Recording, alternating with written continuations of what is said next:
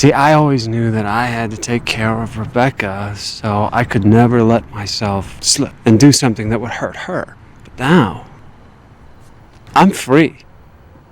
And all because of you. The story goes back to the day of the supermarket shooting. Lynette's new neighbor Art once saved her life. To thank him, Lynette baked a cake and brought it to his house. But when they arrived, they found the door unlocked. So she left the cake inside. Before leaving, she wrote a short note. At that moment, Parker ran into Art's basement to play. Lynette quickly followed him. But when she looked around the basement, she froze in shock. The walls were covered with photos of shirtless young boys. The place terrified Lynette. She grabbed Parker and rushed out of the house. Worried that her child might be in danger, Lynette took Tom to the police station to report it. But the police could not find any evidence of a crime. Legally, keeping those photos was not illegal. But Lynette had entered someone else's home without permission. Realizing the situation was not in her favor, she quickly made an excuse and left the station. Since the police would not act, Lynette decided to investigate on her own. That day, Lynette saw Art walking toward her house. She immediately went up to confront him. But Art was only there to return the cake plate. So what'd you think of our place? Sorry?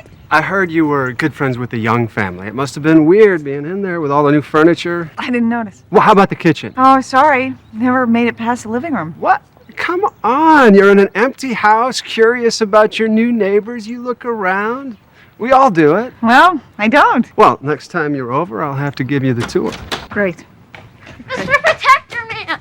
Hey, not now, Parker. I want to see if I can play his pinball machine again. At that moment, Parker suddenly mentioned that he had been in the basement. From then on, Lynette became even more cautious. She never let her kids out of her sight. But one afternoon, Lynette accidentally fell asleep. When she woke up, Parker was gone. She panicked and ran to Art's house to confront him. Without waiting for permission, Lynette rushed inside. She ran downstairs to the basement again. But this time, the room looked completely different. The walls that once had those photos were now empty. Art explained that the toys in the basement were collected for a children's hospital, and they had already been taken away. But Lynette did not believe him. She decided to go upstairs to find Parker. Just then, Art's sister looked out the window. She saw Parker outside. It turned out the boy had just gone to find his father. Later, Tom called the children's hospital to verify the story. They confirmed that Art had donated those toys. A few days later, Tom started to think Lynette might have overreacted. He even suggested she see a therapist. Lynette admitted she might need someone to talk to, but instead of seeing a therapist, she told everything to Karen. Since Karen had been bored for a long time, as soon as she heard there might be a dangerous person on the street, she immediately started making phone calls. Soon rumors began spreading through the neighborhood, and every time someone retold the story, it became more dramatic. Before long, Art was described as a terrifying monster.